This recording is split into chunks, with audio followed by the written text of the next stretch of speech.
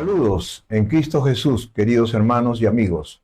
Este 12 de abril del 2026, desde las 7 de la mañana a 5 de la tarde, en el Perú, celebraremos las próximas elecciones generales, donde 27 millones de peruanos elegirán al presidente de la República, vicepresidentes, senadores y diputados del Congreso de nuestra República.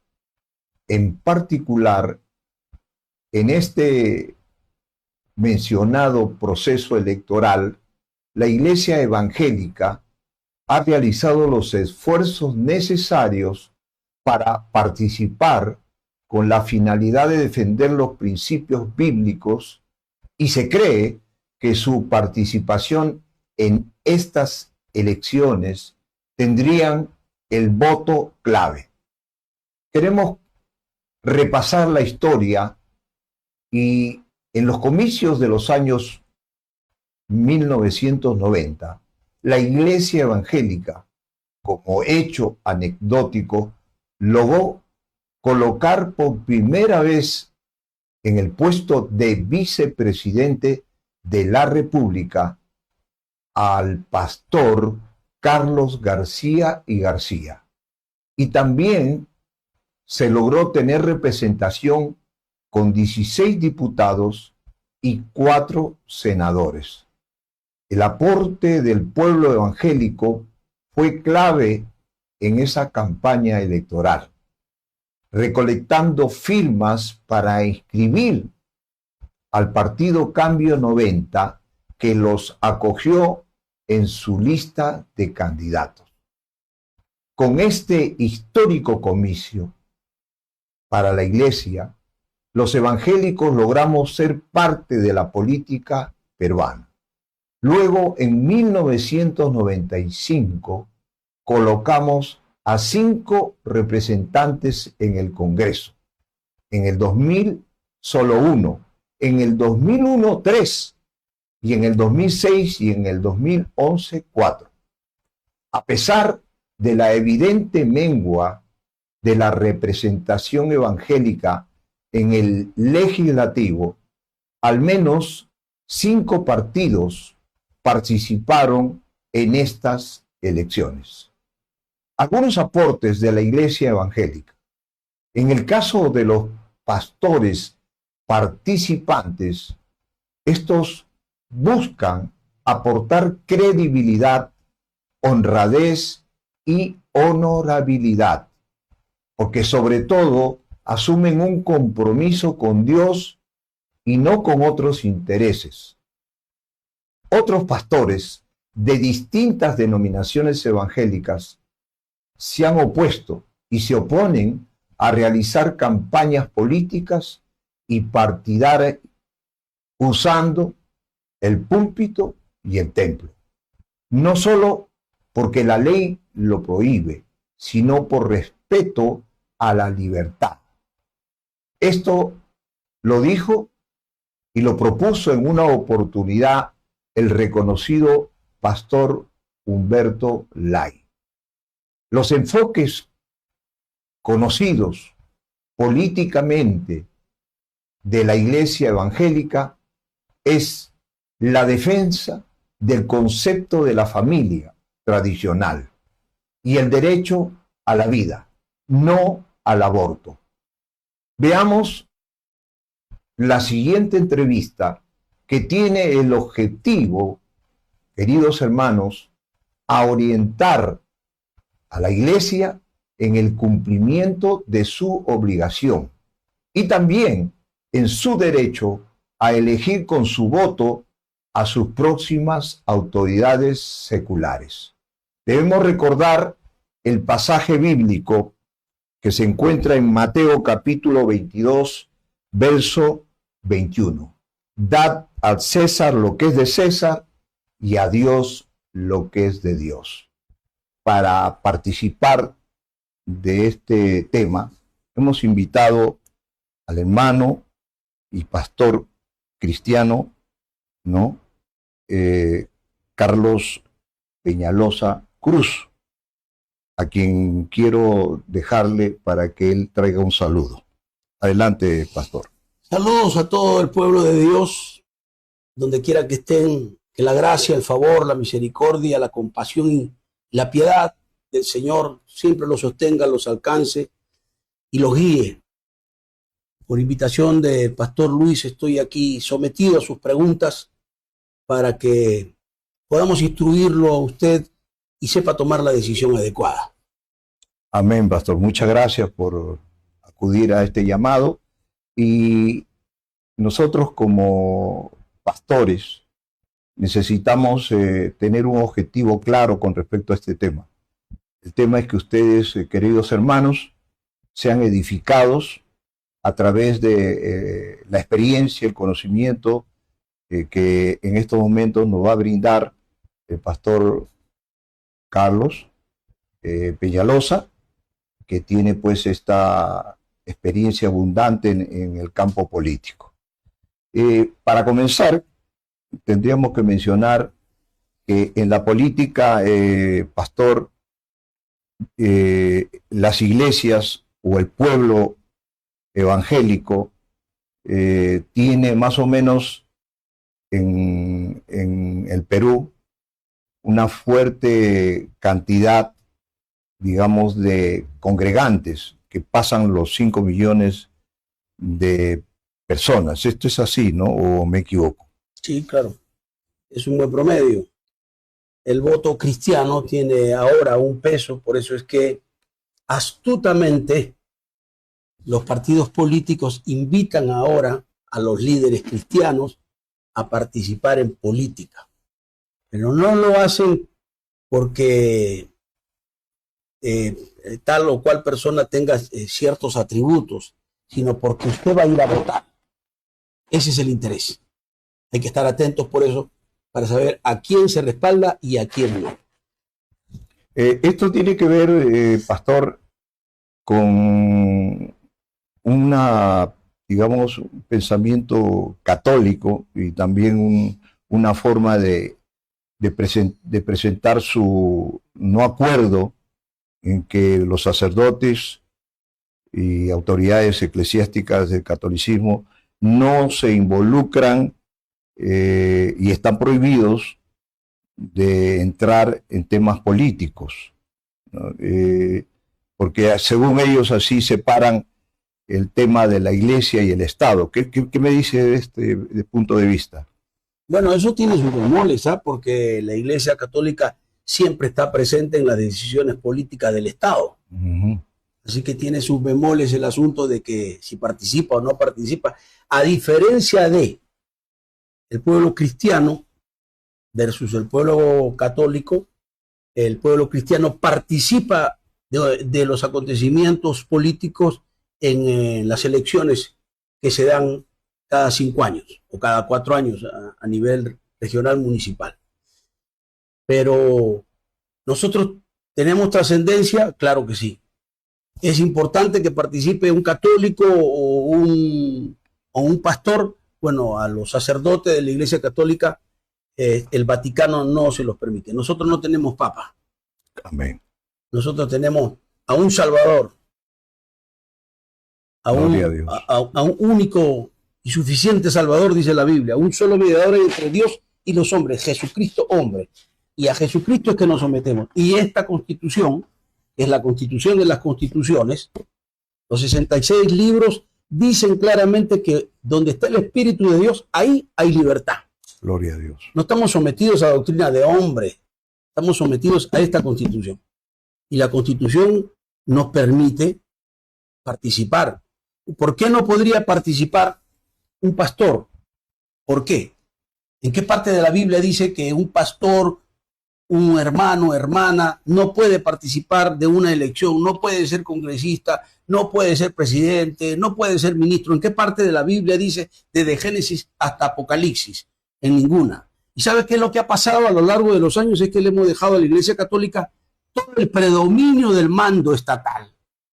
Entre comillas, no mandan, sí ejercen autoridad, Ok, la autoridad la respetamos, como lo dice la palabra de Dios, que respetemos a las autoridades, pero nosotros también somos autoridad.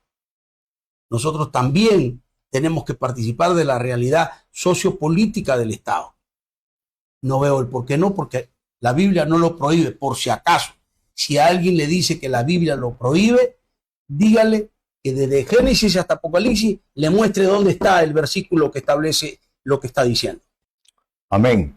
Eso es muy importante porque vemos en muchas iglesias puntos de vista, como lo está aclarando el pastor, que son puntos de vista personales, no son bíblicos, no son escriturales.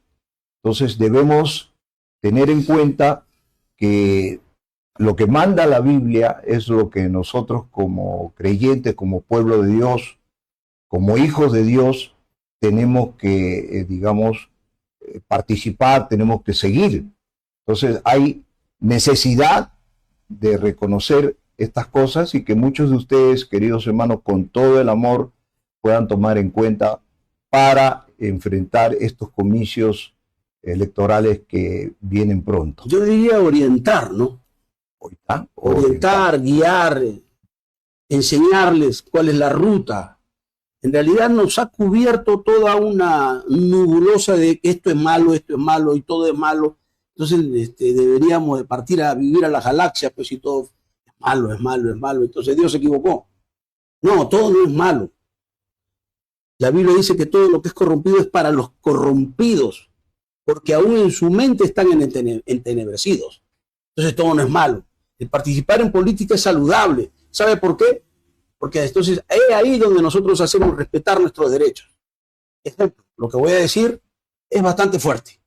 Pero ¿qué congresista de la República ha trabajado para que los pastores, la iglesia tenga seguro social, seguridad social? ¿Qué pastor, mañana más tarde, después de ejercer su cargo de pastor, por si acaso no hay ex pastor, usted se muere como pastor? Aleluya. Así es. En ninguna parte de la Biblia dice ex. El ex rey, no. El ex tal, el ex santo, no dice eso. Entonces, usted tiene la potestad de decidir. Yo le pregunto, ¿en qué momento algún congresista de la República, algún ministro o algún presidente ha propuesto que los hombres de Dios de la iglesia cristiana tengan seguridad social? Tenga usted su seguro y pueda ir a salud a atenderse. Pueda usted cobrar su jubilación. Tenga usted un mañana asegurado. ¿Quién lo ha hecho? Nadie. Porque estamos con la cucufatería de que no se puede. Claro que se puede. Vamos a defender nuestros derechos y punto. De eso se trata. De que haya gente nuestra en el Congreso de la República que establezca las leyes. Esto sí, señor, y esto no. Ok, me parece perfecto, lo de la familia, lo de la tendencia homosexual. Ok, yo respeto esa cuestión que no es el tema ahora. Pero, ¿qué va a pasar cuando, porque conozco el tema, cuando el pastor Luis sea ancianito? ¿Qué va a pasar? No tiene seguro. Si se enferma, no tiene a dónde ir, no tiene hospital, no tiene nada. Los pastores no tienen nada.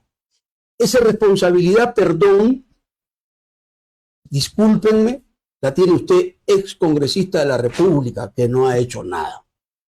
Nada.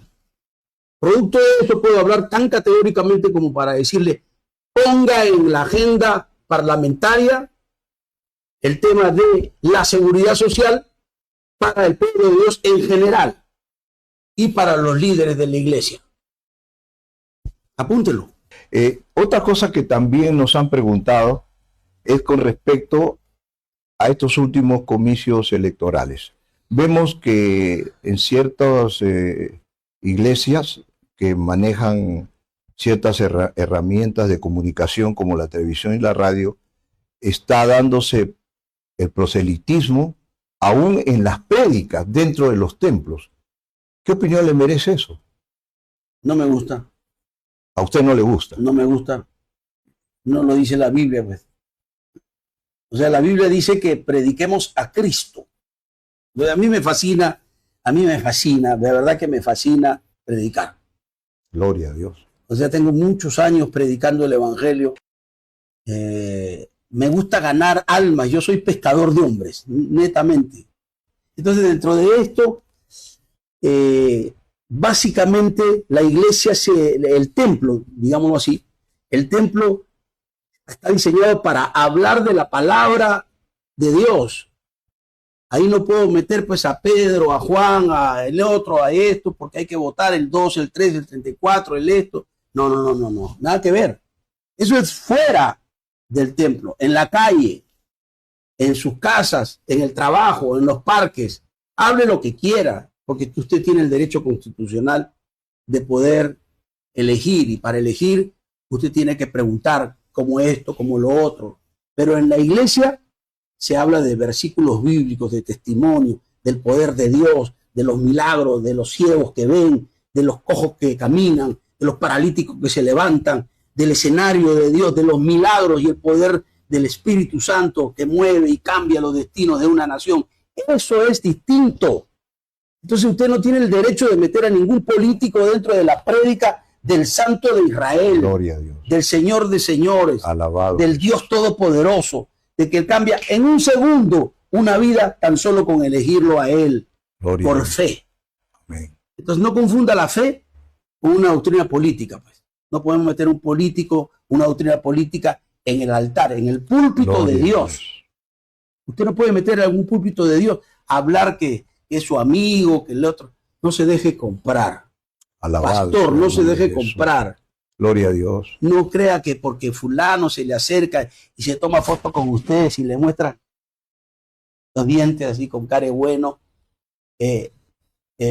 lo está comprando. A la iglesia nadie lo compra, porque ya Jesús lo compró en la cruz del Calvario con su sangre. Siento que Dios está tocándote Gloria ahí. a Dios. A la hora que mires esto, Amén. que Dios te está tocando. Elige a que te tengas que elegir. Pero ¿a quién debes de elegir?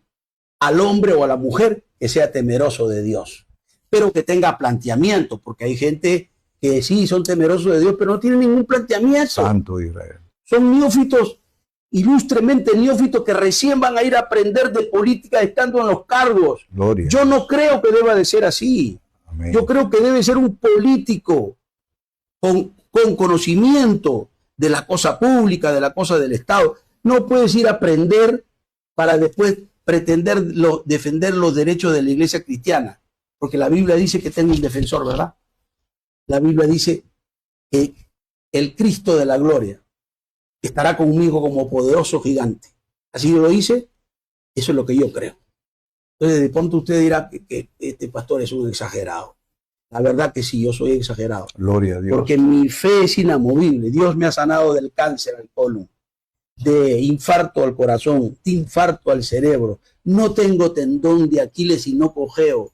Dios ha sido maravilloso. O sea que, en concreto, para terminar esta entrevista, gratis, Dios es Dios. Amén. Y Él fue el que ha hecho todos los milagros en mi vida. Acá veo un hombre transformado. Gloria a Dios. Detrás de las cámaras están todos los hermanos ahí en el estudio, en todo este mover, también haciendo el servicio para que usted escuche este testimonio. Tengo más de 50 años metido en política. Me insultaban en las calles antes. Hace 50 años me gritaban, ¡hijo del diablo!, porque estaba en política.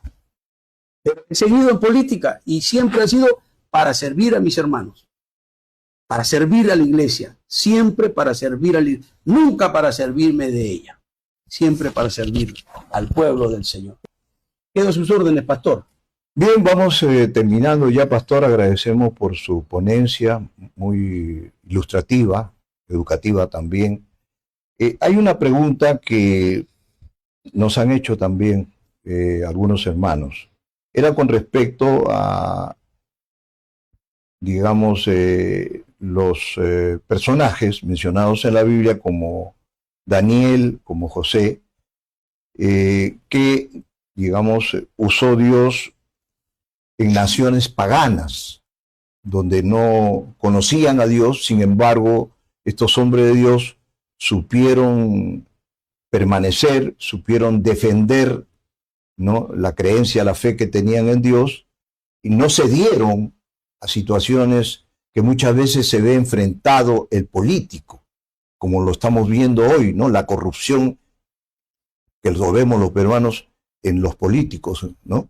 En los últimos casos gravísimos. ¿Qué nos puede decir esto con respecto al consejo que le podría dar a estos hermanos que están candidateando, que creo que son más de 20 ya? ¿Qué nos puede decir usted de eso? Bueno, en primer lugar, desde el tiempo antiguo había corrupción. En el tiempo de Esther, Naamán estaba vendiendo a los judíos. Amén. Y así por el estilo, ¿no? En todos los libros vemos que hay pasajes de corrupción y de desvío de las cosas de Dios. Yo les daría un consejo, ¿no? Amén. No meterse en corrupción. Gloria a Dios. Cuando uno está en el poder lo envilece en primer lugar. Usted ha sido un pastor de perfil bajo, un pastor amoroso, un pastor que cuando sale de la iglesia la gente viene, lo abraza y le dice cosas afectuosas, palabras afectuosas, pero ya usted es pastor y entonces ya gana las elecciones, llega a ser diputado, llega a ser senador. Entonces viene un hermanito humilde a quererlo abrazar. Un momentito. Entonces viene la seguridad y se mete, ¿no? La seguridad lo separa. Ya cambió. Porque el poder te envilece y eso no puede pasar. Si vienen los hermanos, tú estás obligado a atenderlos. Amén. Porque ellos votaron por ti. Amén. Estás obligado a servir o atender a la solución que busca aquel que votó por ti, porque por algo te eligió, para que tú defendieras sus derechos. Entonces, duro, es duro, sí, pero es cierto. He visto mucha gente, amigos míos, que yo los ayudé, que hablé con el pueblo de Dios para que votaran por ellos, y de pronto, mira, cómo voy atentas cámaras, por favor, cómo voy a poner yo el ejemplo, ¿ya? Antiguamente, cuando predicaba, esta era mi posición después de hablar, pero ya después con el cargo, así. ¿Cómo me dice? ¿Qué me ha dicho, pastor? Y altanero, ¿no? Altanero, prepotente, soberbio. Entonces, fatal. Si eso te va a pasar, mejor no postules, hermano. Santo Quédate en tu casa. Gloria a Dios. Bueno, queridos hermanos, hemos tenido la oportunidad de escuchar al pastor Carlos Peñalosa, 50 años en la política. Creo que nos ha servido como un ejemplo y aparte de eso, como una herramienta informativa para todos los hermanos que están postulando y se dejen llevar por estos consejos que vienen de parte de Dios también. Agradecemos al pastor Carlos Peñalosa por esta entrevista concedida, pastor. Será hasta la próxima oportunidad. Dios te bendiga. No te apartes nunca del Señor. Gloria a Dios. Bien, nos despedimos entonces dando gracias al Señor. Será hasta otra oportunidad. Muchas gracias. Dios le bendiga.